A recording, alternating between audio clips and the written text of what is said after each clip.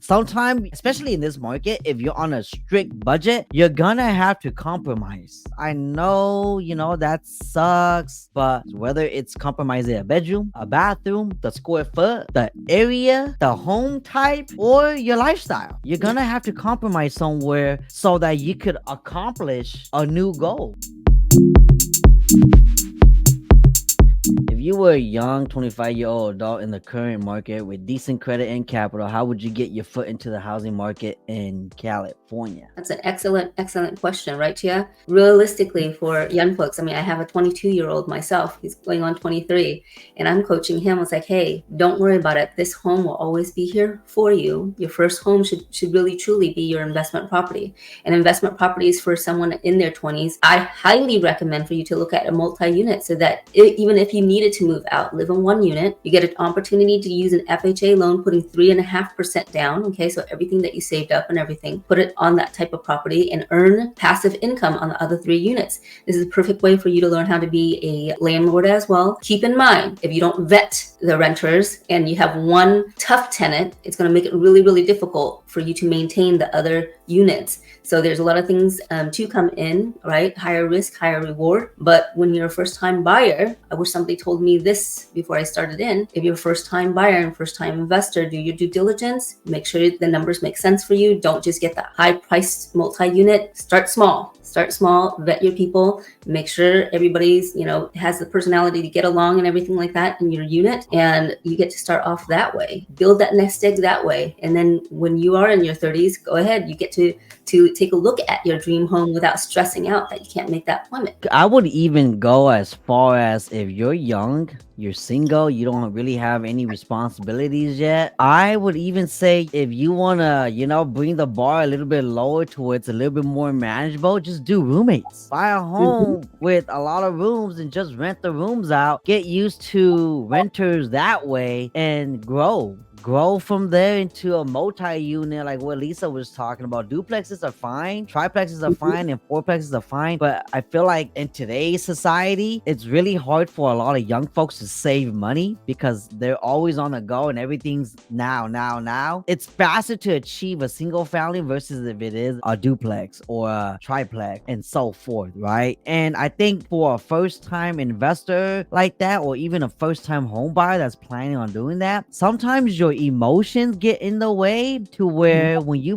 go and buy a home that already has a tenant, like a multi-unit, it starts to kind of mess with you. It just makes you feel like, yeah, I'm gonna buy this home, with strangers, so it already kind of discourages you already because that first impression. But if you're buying a home that's vacant, that's a single family, you're gonna go in there and be like, oh man, this is my home. And then now, once you've gone through the whole process of owning that home, then you could start thinking about going back to the strategy that you were initially thinking about, which is investing and getting your foot in the door, building a portfolio. You rent the rooms out and go from there. What about you, Charles? What would you recommend your 25-year-old self? I really like the duplex idea, honestly. And I've thought about that a lot as I'm looking and doing these inspections. It's the perfect situation, especially when you're starting out, right? And then you're right there. So you can keep a pretty good eye on the tenant and make sure that they're taking care of the place like they should be. I agree. 100.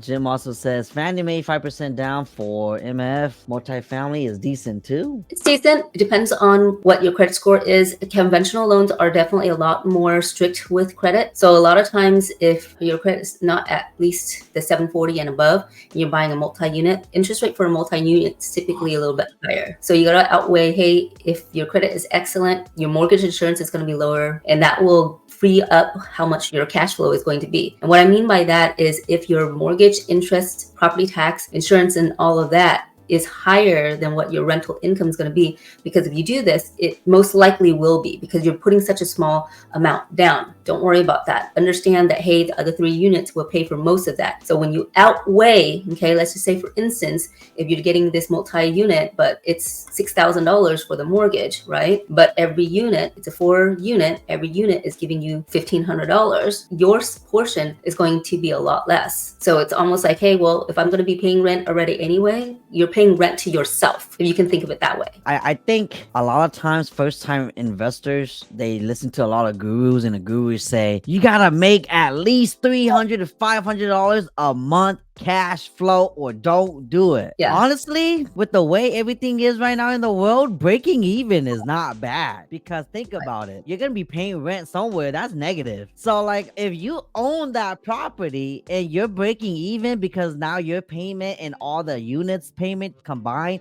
is just exactly as much to cover the monthly, that's a win. Because think about the inflation, think about the hedge that you're doing towards depreciation, your taxes, your advantages, and your long-term gains. Remember, real estate is long-term. Don't think about short-term as of what am I gonna get out of this next month, next year. No, you gotta tell yourself, what am I gonna get out of this in 10 years, 20, 15, 30? It's long-term, you know, like a lot of those gurus don't talk too much about that because they want you to just buy their course right now, and only they could teach you how to cash flow 500 plus a month. That's normally the pitch, but reality, a lot of mom and pop investors don't start out that way, you know. Sometimes they get lucky, they might cash flow $50 a month, $100, $200, and that might seem like a little, but remember, long-term wealth. If you keep doing this and it's offsetting your debt and you're able to accomplish more real estates, eventually the market rate's gonna go up. You're eventually gonna get cash flow on that property, and it's gonna be able to hedge. Again, this is why business owners don't really spend money until the end of the year, because now they know how much tax they gotta pay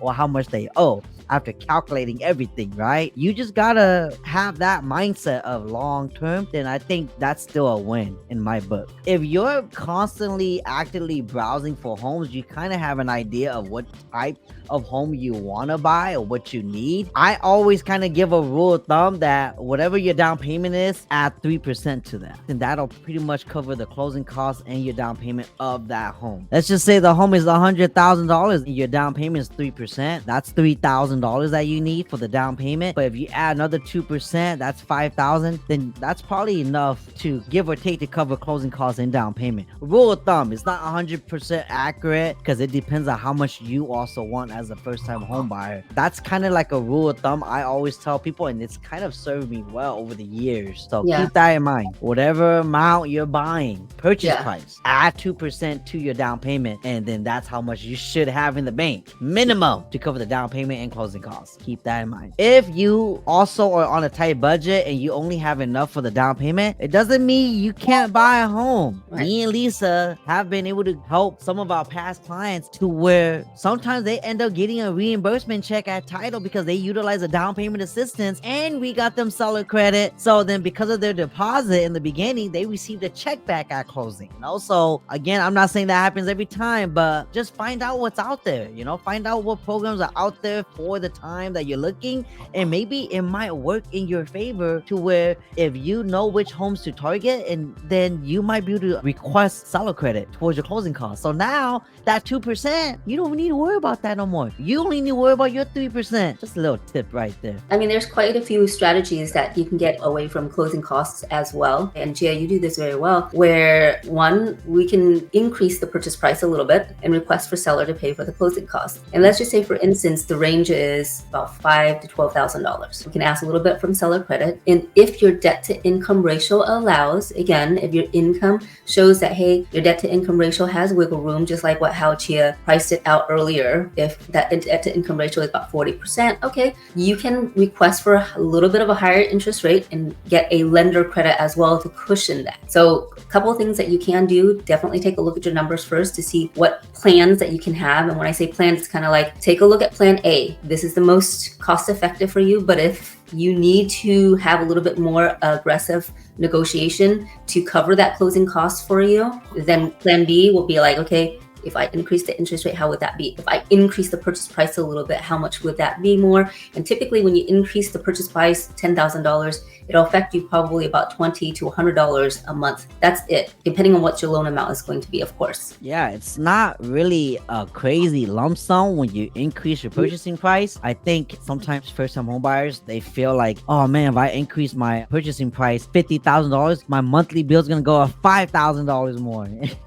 You know, they kind of over-exaggerate that, and it doesn't go up that much. And sometimes it might be like a compromise of maybe you can't go out every week anymore, but then you have a home now. Sometimes, especially in this market, if you're on a strict budget, you're gonna have to compromise. I know, that sucks, but whether it's compromising a bedroom, a bathroom, the square foot, the area, the home type, or your lifestyle, you're gonna have to compromise somewhere so that you could accomplish a new goal. And then again, it's only temporarily, right? You gotta know that as you become owner in this new home of yours, over time, you could always refinance later when the rates are more favorable. But for right now, just get in the door so that you can start paying down your principal. Because either way, you're gonna be paying down somebody's principal on the mortgage. Let that principal be yours, so that way you can save faster and move up the ladder quicker. The longer you put yourself in a situation to where you're qualified to buy a home, but you're just gonna continue to rent, the market's not gonna change in your favor. It's never gonna be in everybody's favor. It's never like the perfect time. You can never time it right. You're just gonna feel more regret later. You're just gonna feel more like, shoot, you should have pulled the trigger when you had the chance, because things could happen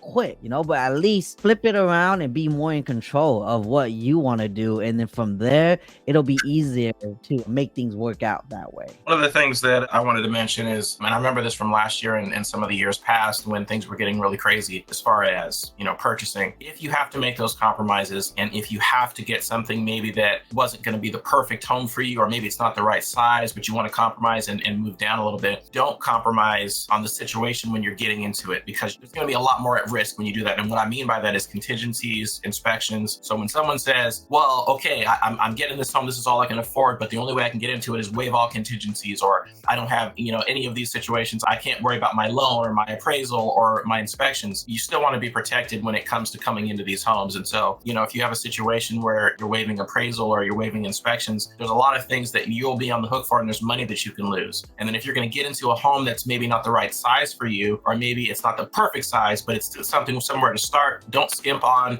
what you look at in the beginning. Make sure that you're looking into the things that can end up costing you a lot of money later. For example, getting a sewer lateral inspection because maybe you got an older home and now you're not sure about that. Older homes have older sewers, and there's a lot more of a chance that there's going to be problems. Older homes a lot of times have crawl spaces, and there's areas underneath that need to be looked at. So you really want to make sure that if you do have to compromise, make sure that certain things aren't being compromised and that you're still protecting yourself, and that you're still looking at these other things, because it could cost you a lot of money later. And then even if you want to sell and move on to your dream home later, after you've had that starter home, it's going to be harder for you to do that, and you're going to have to still put that money in to make those repairs and do those things. Good point, Charles. And if you really, really want the home, and competition is super, super high because you saw it when you came to the open house, your agent spoke to the other party and they know that there's multiple offers, and you really, really want the home, and you just wanted to end already and just be done with, and you really gotta remove those contingencies, I still recommend you to still do your inspections for knowledge base, so that way when you do get the home, you can now start coming up with like a budget plan to save on the side to address those issues, whether it's cosmetic, big items like what Charles said, like plumbing, sewers, all of that, because eventually you're gonna have to get around to those items. Okay, it's part of maintenance, right? Having a home, owning something, it's your job now, it's not the landlord's job. So you're gonna have to shift that mindset now. So you should have already been having a budgeting plan on a monthly basis anyways, because you're a homeowner now. Just do that inspection too, so that way you know exactly everything that's going on with your home, so that way there's no surprises when you move in. Still get that knowledge based info. A lot of times you might say, oh, you know what, I might want to save that inspection cost to just inspecting my house. You're gonna miss a lot of things because you don't know what to look for.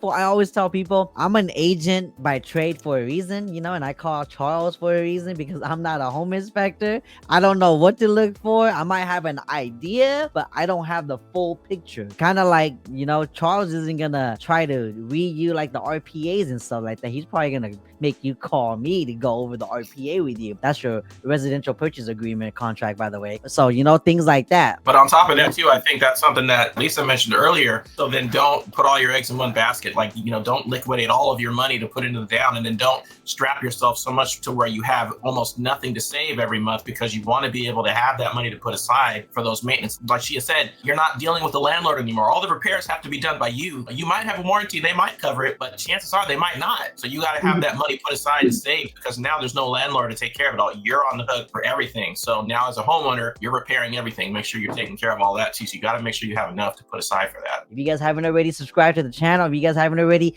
liked this video, share with your friends and family, and we're gonna let you guys go. Okay.